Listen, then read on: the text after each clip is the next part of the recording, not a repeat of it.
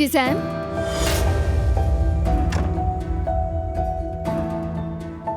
तुम क्या कर रही थी?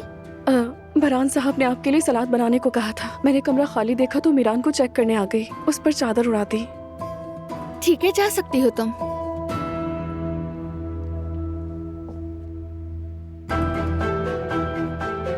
क्या तुम्हें कुछ कहना है?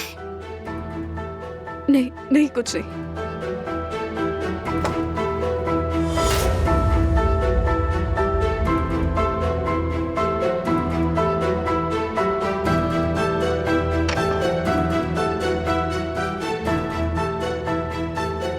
कुछ अजीब से बिहेव करी है ना? हाँ, मुझे भी लगा। बात करूंगा मैं, लेकिन अब तुम्हारे खाने का वक्त है। चलो, जब तक मीरान सो रहा है तो अम्मी को खाना खा लेना चाहिए।